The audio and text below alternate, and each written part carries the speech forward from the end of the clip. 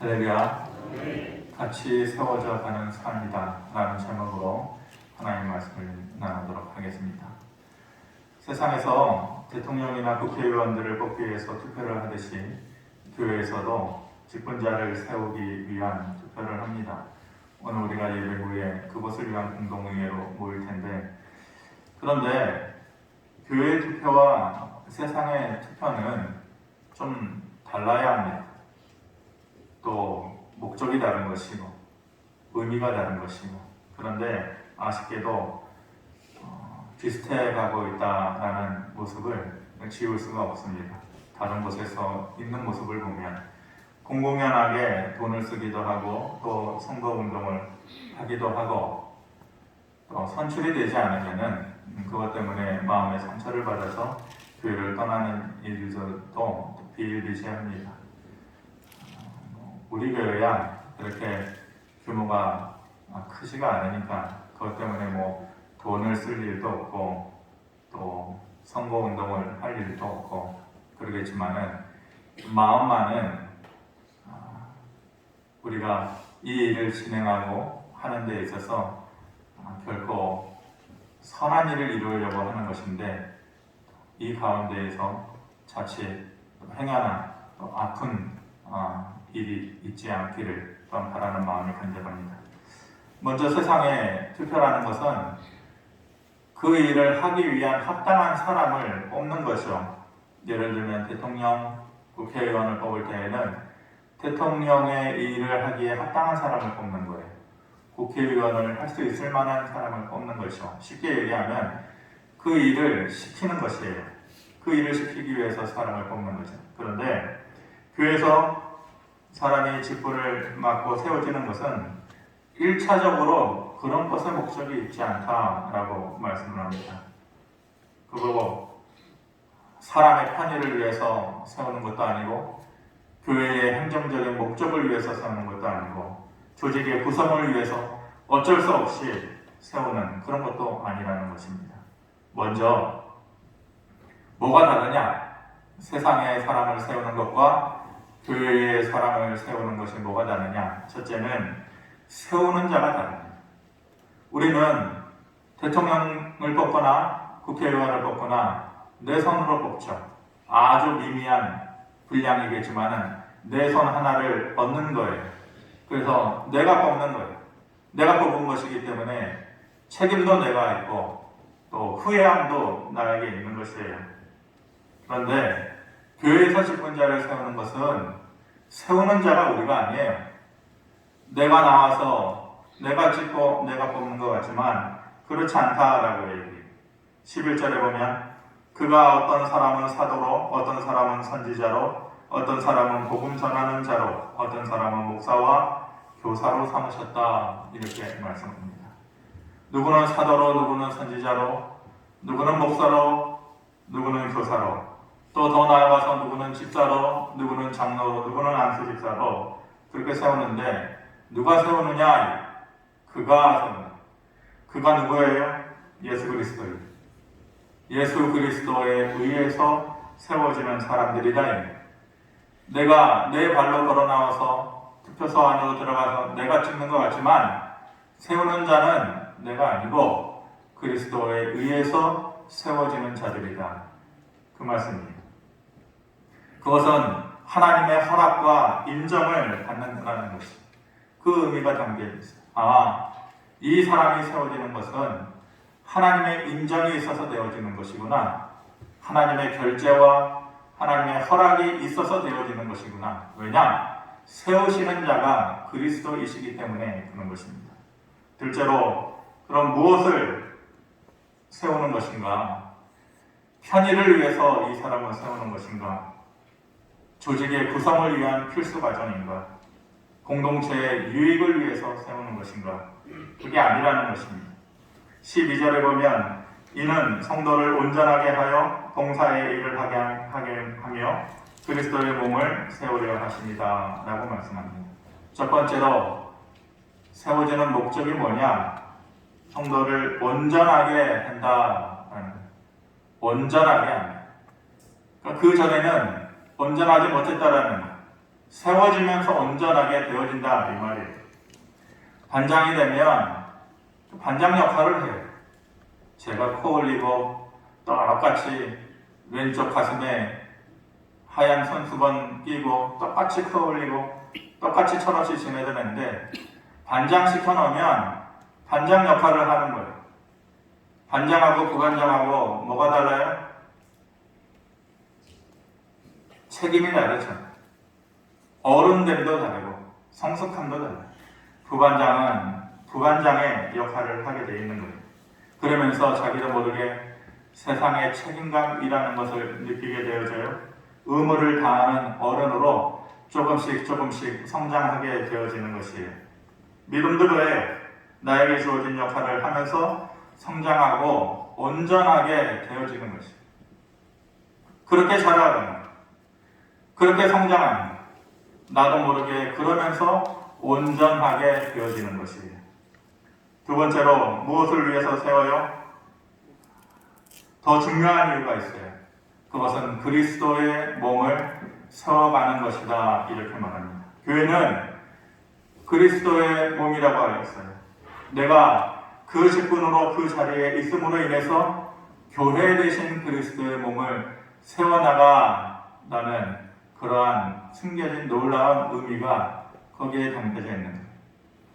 어떠한 자로 세워진다, 교회에서 어떤 직분을 맡는다라는 것은 내가 그 옷을 입고 그 자리에 있음으로 인해서 몸된 그리스도의 교회를 세워나가는 것이다. 이런 큰 의미가 거기에 담겨져 있는 것이죠. 오늘 우리가 장로와 안수집사, 권사를 뽑는 투표를 합니다. 후보자들에게 일일이 전화를 해서 이번에 안수집사, 또 권사, 장로 투표를 하는데 후보자로서 어떤 마음이시고 또 그렇게 임하는 자세를 물어보고 어떻게 하실 거냐 이렇게 개인적인 의향도 이렇게 물어보면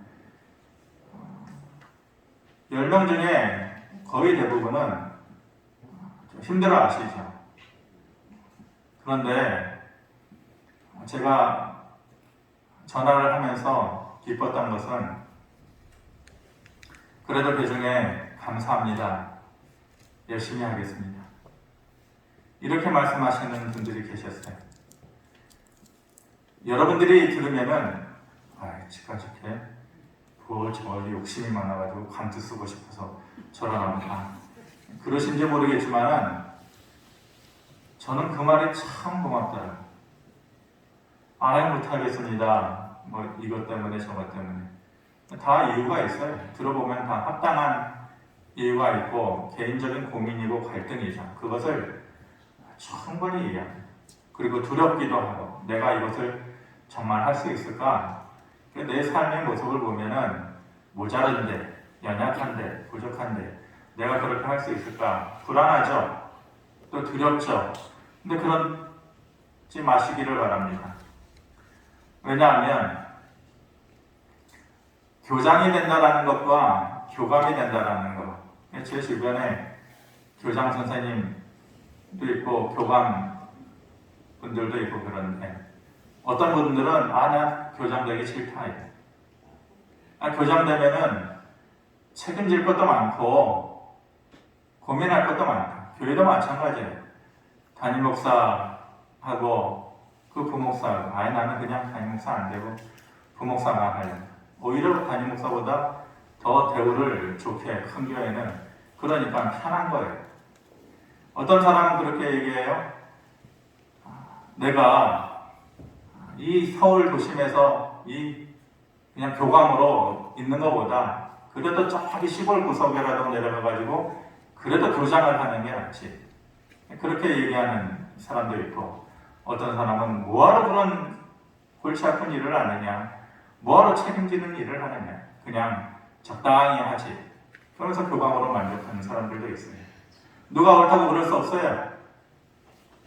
당신에게 그것밖에 안 됩니다라고 말할 수 없어요. 왜냐하면 각자의 삶이고 각자의 가치관이 다른 것이니까 그것을 가타부타 이것이 옳다 그러다 얘기할 수는 없는 것이죠. 그런데 믿음의 영역은 다릅니다. 믿음의 삶의 모습은 다른 거예요. 말씀에도 분명히 그러고 있지만은 제 개인적으로도 하나님께서 직분을 맡겨주실 때에는 그냥 맡기지만은 않으셔야 돼요. 너가 책임지고 너가 의무를 다해야 된다. 새로운 옷을 입어야 된다. 하나님께서 뭔가를 주실 때에는 그렇게 책임과 의무만 말씀하지 않아요. 그에 합당한 능력과 은혜가 달라져요. 저는 그것을 여러분들이 기억할 수 있게 되기를 바라고 그 삶을 여러분들이 경험할 수 있게 되기를 바랍니다. 예수님께서 제자를 세상에 내보내시면서 어떤 마음이었냐? 그들을 훈련시키고 말씀으로 교육시켜 잘 준비해서 세상에 내보내실 때에 야, 이제 됐다. 이제 너네 세상에 나갈 준비 됐어. 내가 그동안에 너희들을 얼마나 가르쳤냐. 그리고 내게 있는 능력도 보여준 것도 많고 나처럼만 해라. 너희도 얼마든지 할 수 있다. 이러지 않았어요. 예수님께서 제자들을 준비시키시고 그들을 세상에 내보내실 때에 어떤 마음이었냐면 누가복음 10장 3절에 보면 이렇게 말씀하셔요. 갈지어다 내가 너희를 보냄이 어린 양을 이리 가운데로 보낸 것 같다. 이게 무슨 얘기예요? 처음 아이를 초등학교 보낼 때에 이 아이를 횡단보도를 몇 개를 보내서 학교를 보내야 되는데 그 엄마의 마음과 똑같은 거예요. 이 아이가 제대로 할 수 있을까? 횡단보도를 제대로 지낼 수 있을까? 학교 가는 길에 엉뚱한 것에 빠지지는 않을까? 사고나 나지 않을까? 그 엄마의 마음이 지금 제자들을 세상에 보내는 그리스도의 마음인 거예요. 너희를 어린 양을 이리 가운데 보낸 것 같아요. 걱정스러운 거예요. 그런데 그 마음을 가지고 예수님께서 그들을 그냥 보내지 않으셨어요. 어떻게 보내셨느냐? 9장 1절에 보면 예수께서 12 제자를 불러 모으사 모든 귀신을 제어하며 병을 고치는 능력과 권위를 주셨다. 이렇게 말씀하셔요. 왜냐? 내가 너희를 보내는 것이, 너희를 세우는 것이 이 엄마의 마음이고 부모의 마음이다. 너희가 제대로 할 수 있겠냐? 하다 보면 어려운 일도 만나게 될 것이고 하다 보면 괜한 오해를 받게 될 것이고 그냥 가만히 있으면 편견이나 가고 마음 상할 일도 없고 책임질 일도 없고 그런데 네가 제대로 할 수 있겠냐? 이 옷을 제대로 입을 수 있겠냐? 그 부모의 마음이죠. 그래서 안타까움에 뭘 좀 세상에서 이리를 이길 수 있는 귀신을 내어쫓고 병든 자를 고칠 수 있는 능력을 주심으로 인해서 그 일을 넉넉하게 할 수 있는 힘을 주셔서 보냈다라는 것이에요. 저는 이것이 말씀만 이렇게 하신다라고 생각지 않아요. 저의 경우를 비추어 봐서도 하나님께서 그렇게 하셨다. 그리고 누구에게라도 그렇게 하실 것이다 라는 믿음이 확실히 있어요. 하나님은 직분을 세우실 때에 너 이거 해. 그러지 않아요. 너가 할 수 있도록 내가 도울게. 그리고 네가 그 전에 받았던 은혜의 분량만큼은 분량보다도 더 큰 은혜의 분량을 보게 될 거다. 그리고 그만한 능력도 보게 될 거다. 하나님께서 그렇게 말씀하시는 것이 사람은 옷을 잘 입어야 해요. 자기가 좋아한다고 자기에게 어울리는 옷만 입을 수는 없죠.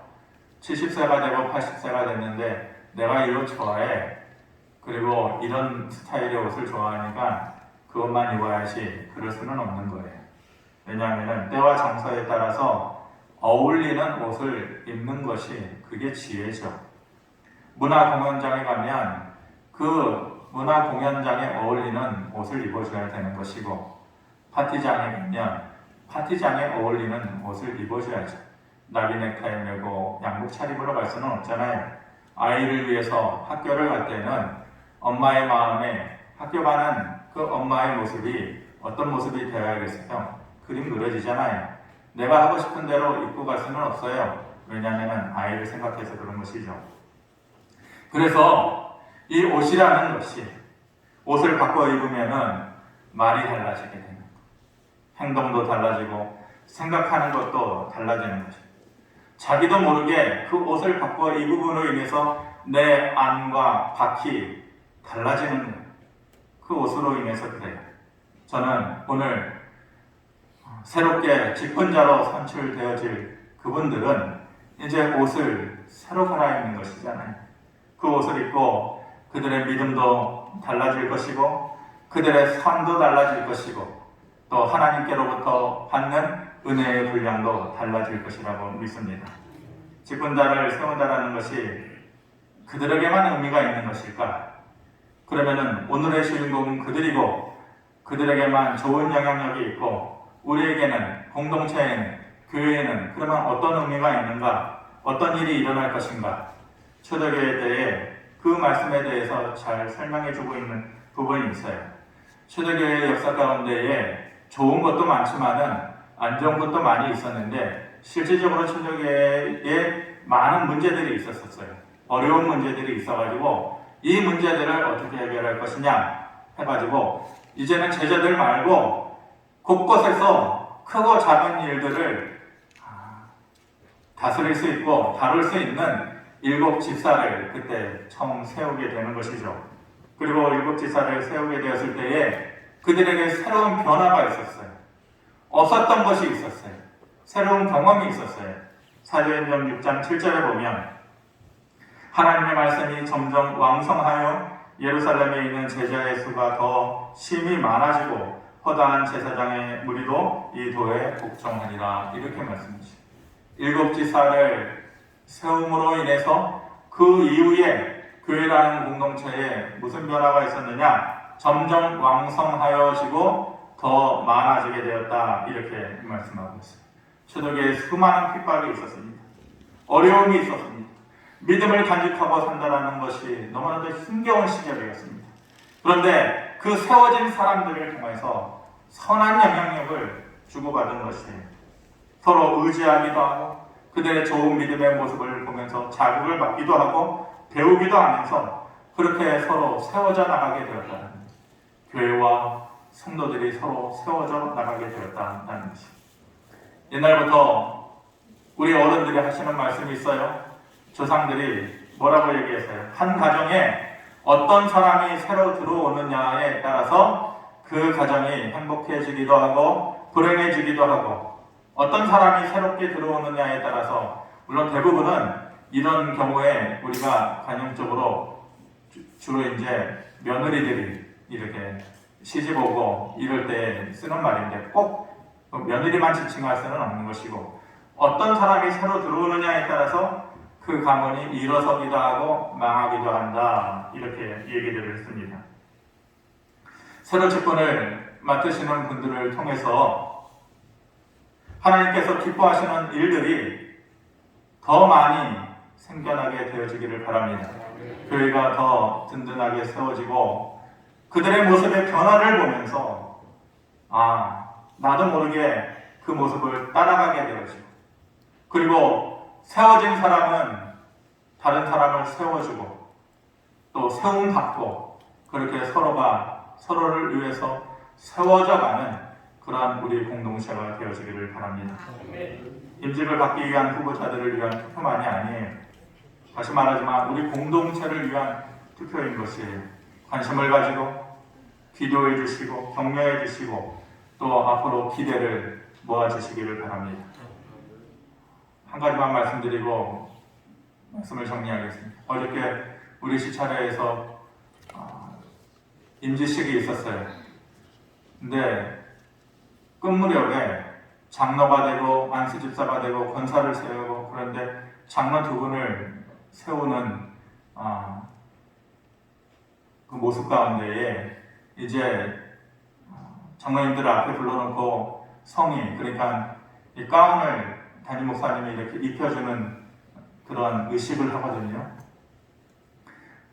한 분이 2분이 장로님이 되시는데 한 분이 그 가운이 원래 보통 새롭게 되면은 옷도 새로 맞추고 양복도 새로 하고 보통 그렇잖아요. 그런 의식을 하면. 근데 그 가운이 새 것이 아니에요.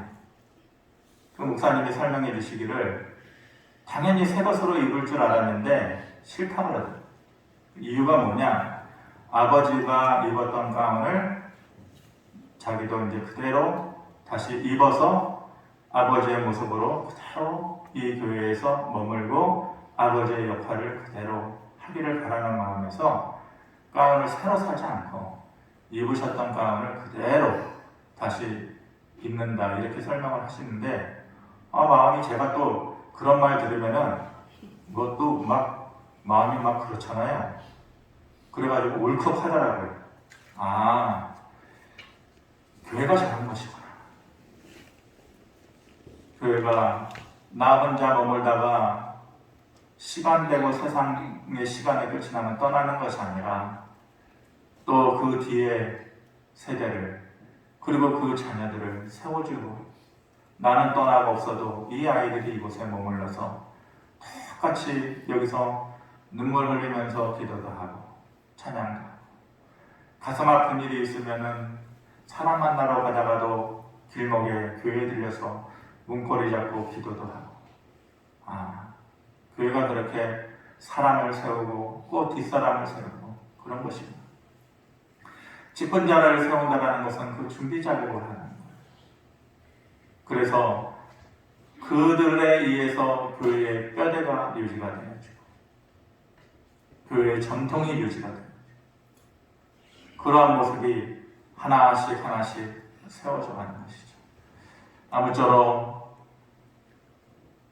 투표를 할 때에 뽑는 우리나 그 뽑혀지는 누군가라도 알게 모르게 서로를 세워주는 믿음으로나 삶으로나 선한 모습으로 더욱더 좋게 세워져가는 그러한 공동체, 그러한 삶, 그러한 믿음이 되기를 주님의 이름으로 축원합니다. 고마우신 아버지 하나님, 하나님께서 세워주실 때에는 너 그냥 네 힘으로 그냥 해봐라 이러신 적이 없으십니다. 어린 양을 이리 때에 보내는 그 마음으로 그 일을 할 수 있는 환경을 주시고 능력을 주시고 은혜를 주신다고 하셨습니다. 아버지 하나님, 이제 우리가 직분자를 세우는 모든 가정 가운데 기쁨과 기대하는 마음과 선한 마음으로 하게 하시고 그렇게 세우는 자나 세움받는 자들이 서로의 선한 모습으로 같이 세워져 가는 그리스도의 몸된 교회 공동체를 이뤄갈 수 있도록 하나님의 큰 은혜와 축복을 더하여 주시옵소서. 예수님의 이름으로 기도하옵나이다. 아멘.